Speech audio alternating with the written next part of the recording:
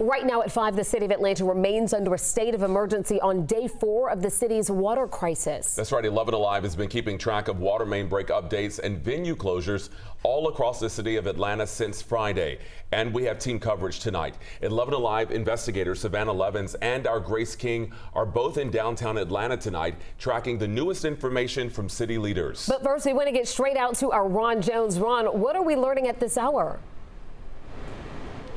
Well, I tell you what, it's still going on. You could probably hear it behind me. The construction, they're still trying to figure out how do we shut down this water main break to make sure that residents and business owners can get right back on tap and get some of that water. But we just got moments ago, folks, we need to talk about this. We learned that the impacted area for the boil water advisory has significantly decreased. So that's really good. So that's because water connected to the break on Joseph E. Boone Boulevard has passed testing. So that's why it's been lifted in that particular area. However, a boil water advisory still remains in full effect for those connected to the water main break at 11th and Peachtree. So that's a portion of the advisory. It's going to be in place until the break is actually fixed. And that is when the water passes its testing as well. 11 Alive's Grace King joins us right now. And Grace, you actually spoke with some of the residents and business owners, and I'm sure they're pretty frustrated about all of this. Well, over here in Midtown, their biggest concern is just not knowing when this will be fixed, when that boil water advisor will be lifted. Some of them are without water completely. Others just say they feel like they have an indefinite boil water advisory. It's just puzzling. Don't know what to do, just praying that things, come out and work out. That's all we can do. Deborah Burse praying for a quick solution. We can't take a bath, and then I definitely don't want to put it in my mouth. So this right here will be going in my mouth for brushing teeth. The grandmother came to Fire Station 15 Monday morning to get cases of water for her family. I got a 2-year-old and I got a 9-month-old, and I have to bathe them with this water here, so I'm glad of that. This station is one of several across the city, offering water to those affected by a series of water main breaks in Atlanta. In this particular neighborhood, you have quite a few people that sticks together and does quite well. Jeffrey Kanda and his neighbors loaded up their cars, and arms with bottled water so they can make it through together. And I'm so glad that, we have the type of support so that we don't have, I'm 66 years old, and being elderly, it's been at ease. And Ron, that was Fire Station 15 in Midtown. Fire Station 11 near Atlantic Station is also handing out cases of water. They're also setting up shop around the area affected, like right here outside Peachtree Walk condominium. And we should also point out before we move on here is that firefighters are maybe feet away from us right now. They have bottled water as well. Residents have been stepping up and getting that water as well. All right, thanks a lot, Grace. We really appreciate that. Now we're going to bring in 11 Alive investigator Savannah Levins, and she's live outside the council members, monitoring the very latest developments and speaking with city council leaders. And she joins us live. And Savannah, what have you learned so far today? Well, a lot, Ron. I can tell you right now, this city council meeting is still ongoing. It started at 1 o'clock, and just seconds ago, City Watershed wrapped up their presentation to city council on all the latest updates. I also spoke tonight one-on-one with city council members who admit it is past due time to address our city's aging infrastructure system.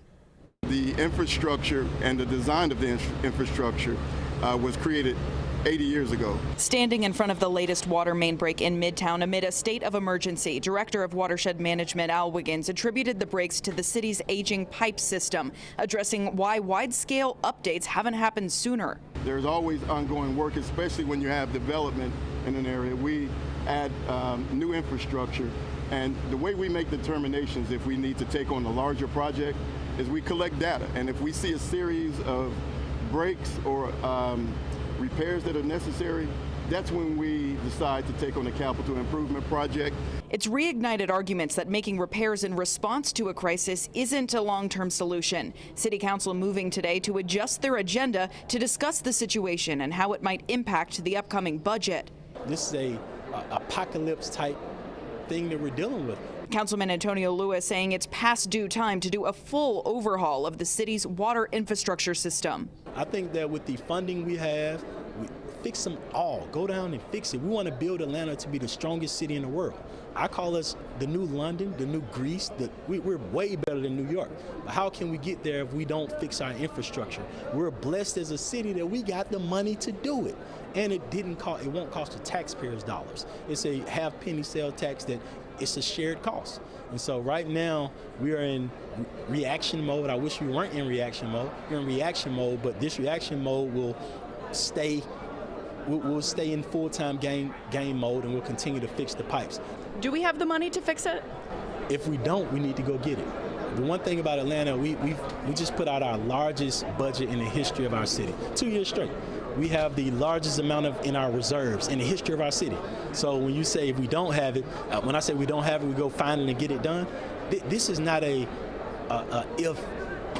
I don't want to know what happens if we don't, right? I don't want to know what happens if we don't. So I am full out in support of fixing every pipe in this city. Meanwhile, public pressure mounts to address the issue as soon as possible. This was not a terrorist attack. This was not a natural disaster. This wasn't a hurricane. This wasn't a tornado. This was not an act of God. This was an act of negligence. This was an act of irresponsibility. This was an act of not being prepared. How many times is the city of Atlanta going to be caught with its pants down? How many times is the city of Atlanta going to leave our residents holding the bag? There are about 3,000 miles of underground pipes in the city of Atlanta, so this is no small undertaking. I actually just spoke with Councilman Bond about how this would even roll out. Certainly it can't happen all at once, Ron, but we'll tell you more about what he said coming up at 6. Yeah, you know, and a lot of these pipes were actually laid here in Atlanta during the 40s and the 50s, so you can see why there's a lot of pressure on them to get them fixed and get them fixed immediately. Savannah, thank you for the update. And tonight, folks, community organizers out there are actually really upset about what has been taking place. So what they're doing right now is a lot of these business owners are demanding financial help because of this water crisis. Organizers gathering right now in front of the Atlanta City Council chambers on Trinity Avenue.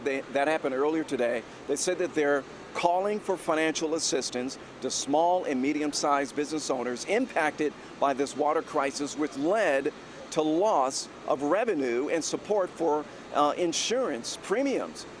Payments meant for businesses that have filed a loss of revenue claim with their commercial insurance provider. And every time you speak to them, they're saying the same thing. I lost tens of thousands of dollars in revenue. That's unacceptable because that's going to impact people's bottom line, their ability to make payroll, rent, and the other overhead costs that are associated with operating a business in the city of Atlanta due to no fault of their own.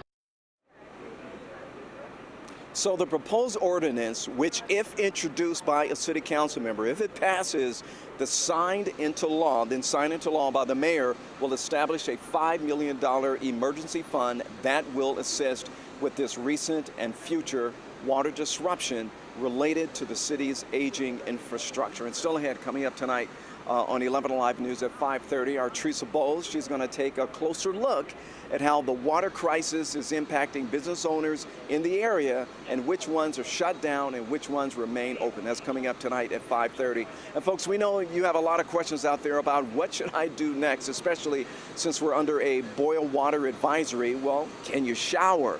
Can you wash the dishes? Can you take a bath? All of those questions are answered right now on 11alive.com. So if you want us to send that article directly to your phone right now, just text the word water to the number on your screen. You see it right there, 404-885-7600. Guys. All right, Ron Jones, we'll see you again at 5:30 for more.